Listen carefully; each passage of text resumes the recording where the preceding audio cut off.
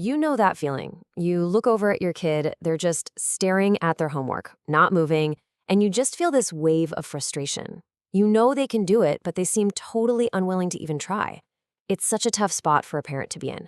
So let's get into this because what you're seeing, well, it might not be the whole story at all. And that's the first place our minds go, isn't it? It just seems logical. We see them not doing something and we think, well, they're choosing not to. It's defiance. But what if we've got it all wrong? What if we just flip that one word? What if it's not about won't, but about can't? That simple shift in perspective, it changes everything. Okay, so let's talk about what this actually looks like from the outside. These are those moments that, can drive you up the wall, but they are absolutely crucial signals. Does any of this sound familiar? The kid who's just staring off into space like they're a million miles away, or the one who snatches up their phone like it's a shield.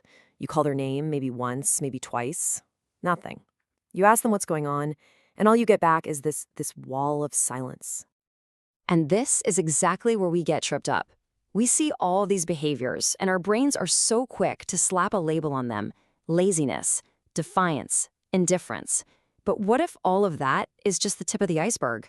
What if the real story, the real drama, is happening somewhere we just can't see? So let's go behind that silent exterior, because I promise you, while it might look like nothing is happening on the outside, on the inside it is anything but quiet. It's a storm. It can start with just one thought, just this little seed of pressure. There's no way I'm going to have time to finish all this. And the anxiety starts to build. And then another thought just piles right on top. I'm just going to forget something important. I always do. And that internal noise, it just got a little bit louder.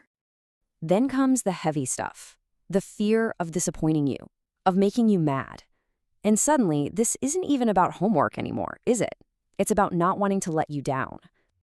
And finally, all of those noisy, frantic thoughts, they just collapse into one single, overwhelming feeling. It's a total shutdown. It's the brain just flooded with stress, slamming on the emergency brake, hard. And here's the absolute key takeaway. We have to call this what it is. This is not a character flaw. It's not laziness. It's a very real state of being. It's called brain overload. And basically, it's when that internal voice of fear and pressure gets so deafeningly loud that the part of the brain that handles planning and starting things, it just goes offline. It shuts down. So that silence we see on the outside, it's a desperate search for quiet on the inside. And this is so important to understand.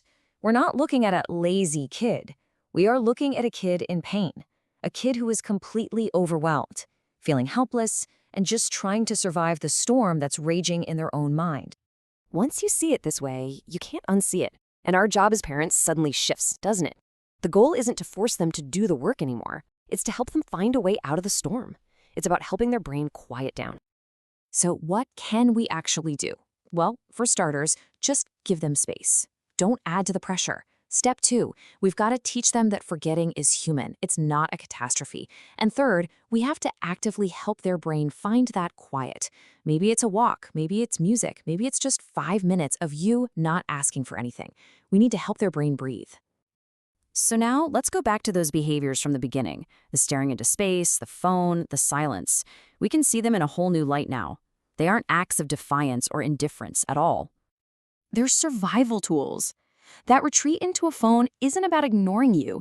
It's a frantic search for just a single drop of silence in a world that feels way too loud. It's a coping strategy for a brain that just can't cope anymore. And that leaves us with a pretty powerful question to think about. We spend so much of our energy pushing our kids toward external goals. The good grades, the finished tasks, success. But what if the most important first step we can help them take isn't towards success at all, but toward themselves, towards understanding their own inner world and finding a little peace inside it?